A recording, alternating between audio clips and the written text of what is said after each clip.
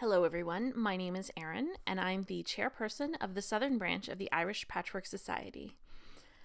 We gave this presentation at our last meeting on June 11th, and it is the debut of our 2016 Block of the Month.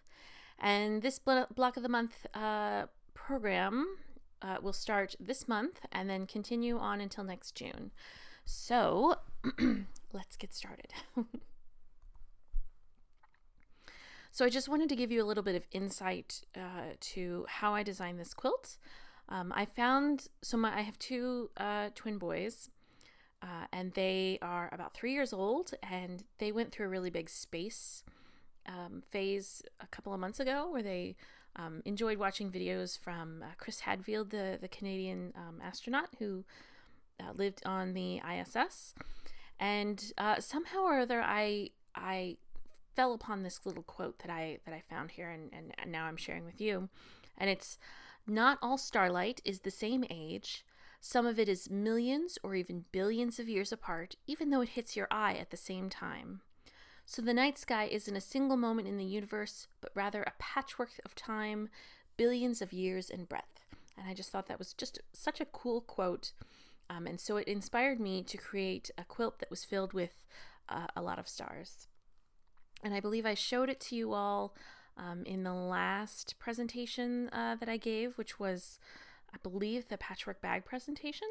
So if you'd like to take a look at what the final quilt looks like, you'll see it there. To make the quilt, you're going to need some background fabric, about 3 yards. And then, like last year's Block of the Month quilt, I aim to design a quilt that you can use scraps or stash that you had on hand, like some fat quarters and maybe a little bit of yardage. So that was my goal. I personally am using a fat quarter bundle that my husband got me for Christmas last year. And the fat quarter bundle I'm using is Rhoda Ruth by Elizabeth Hartman. Elizabeth Hartman is a designer that I am familiar with from when I was living in the States. She lives in Portland, Oregon, and I'm just a really big fan of her work. This collection was, I believe, inspired by animals and costume jewelry, which is an interesting inspiration.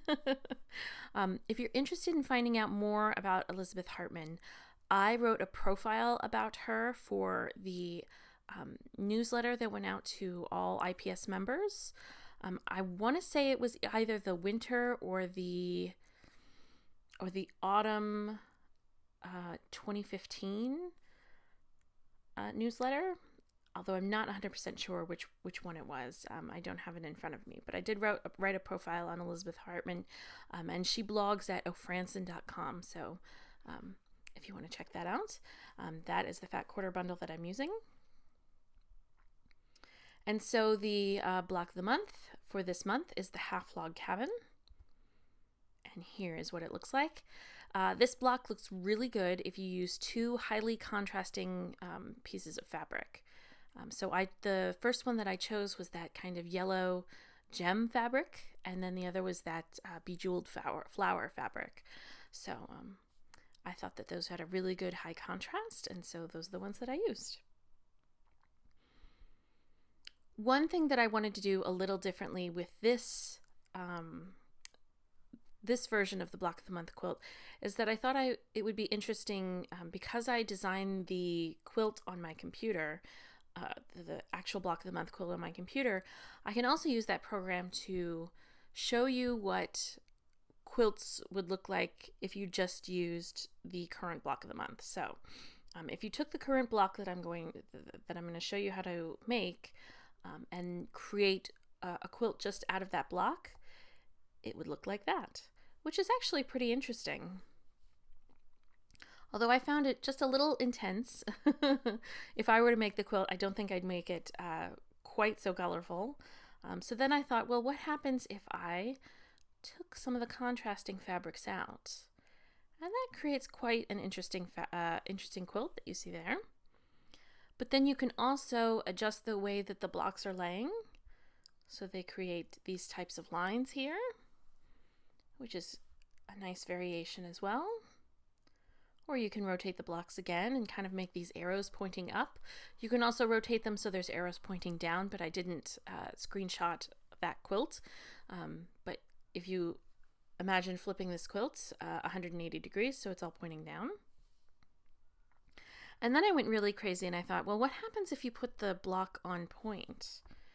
And so that's what you come up with. So these are all different kinds of quilts that you can make using just this one simple block.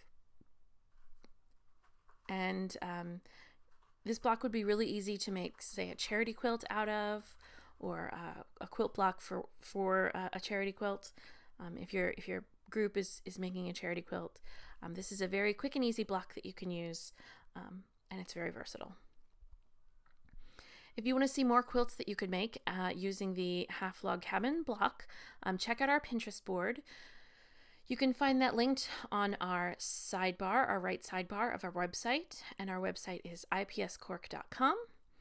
And yes, there's lots of pins there. I want to say there's about 35 or 40 pins of different quilts examples that you could make, and some different variations as well. So for the cutting instructions, again, you're going to use 2 highly contrasting fabrics for best results. If you're using a fat quarter, I found that you were able to cut all of the required pieces from 2 22-inch long strips of that fat quarter. And so from each of those fabrics, you're going to cut 4 2.5-inch squares, 4 2.5 by 4.5-inch rectangles, and 2 2.5 by 6.5-inch rectangles. And just to make it easier for my brain to keep things organized, I always start out by arranging how the blocks are going to be, because you're going to be making 4 total subunits to make the one block, the one 12.5-inch block. I found that in order to keep everything organized, I would set up 2 different colorways. So this one here has the blue in the center, the yellow in the middle, and then the blue again on the outside. And you're going to create 2 that look like this. And then you're going to also set up a pile where there's 2 yellow squares in the center, and then the blue is in the middle, and then the yellow again is on the outside. And you're going to make, again, 2 of these subblocks. So to do that, you're going to start by sewing the 2.5-inch squares together. You're going to sew 1 blue square to 1 yellow square, and do that with all of the squares that you have. And we're using a 1/4-inch seam throughout. Once you do that, always keep the square that you're going to use for the center in that bottom right-hand corner, and you're going to sew to the left-hand side the fabric that matches whatever square is on top. So in this example, I have that blue square in the lower right-hand corner, so the fabric that I'm going to use to sew on to the side is going to be that yellow, the yellow gem fabric. And then once you sew that on, you're going to press it. I find that pressing to the dark side helps to nest the seams when we come to the later assembly step. So once you have this step completed, you're going to then, again, keeping that square, that blue square in the bottom right hand corner, you're going to sew the fabric that matches that center square up top. So it's going to be that blue bejeweled flower fabric. And again, press to the dark side with that. And then finally, you're going to sew that 2.5 by 6.5-inch rectangle to the left-hand side, and press to the dark side with that. And you're going to make 2 units that look like this block. So say your fabric A in the center, fabric B in the middle, and fabric A on the outside. And here's a picture of the 2 different colorways. I have all 4 blocks done. The 2 are stacked on each other, so you can only see 2 really right now, but I do have 4. Once you do that, you're going to arrange those sub blocks as shown, making sure to alternate them so you have that nice visual impact. And then once you do that, you're going to sew your rows together. And you're going to, because you've pressed to the dark, whatever dark you decided was the dark color, you should find that the seams nest really well. There are a lot of seams that kind of meet and join together. So I found that pressing to the dark side really helped me with nesting those together. And when you sew your rows together, you're also going to want to press those seams in alternate directions so you can nest that center seam. Once you sew your rows together into the center, you're going to have a completed block. It should measure 12.5 inches, and you should be all done. And it should, again, measure 12.5 inches, and yes, you're all done. So, over the summer, we will continue the Block of the Month program. There will be at least 2 blocks. With the quilt that we're making, it has a total of 13 blocks. So I have to kind of figure out which month is going to have 2 blocks. I'm thinking it's going to be during the summer, and it should be probably the easiest 2 blocks done. I currently have July's block completed, so that my guess is it will be in August when there's going to be 2 blocks. Instructions will be posted to our website. However, the ones that we have presented to the meeting, so like this June's block of the month, that one will not be posted to our website for 3 months.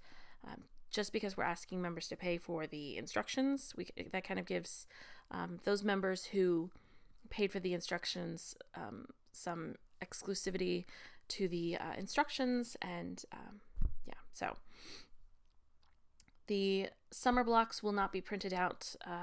They will just be posted to the website, and I'm going to do that hopefully by the 1st of the month during the summer. Although please, I beg your forgiveness if I end up missing that deadline by a little bit. I have 2 little boys, and summer can be a busy time, so the goal is that everything will be posted by the 1st of the month. So watch for announcements. I will post it to our Facebook site, and I will post it to our website as well. If you have any questions, please email me at corkips@gmail.com, and our website is ipscork.com. So if you want to check out last year's block of the month, everything has been posted. All of the instructions and how to complete your quilt instructions has been posted as well. So that is it.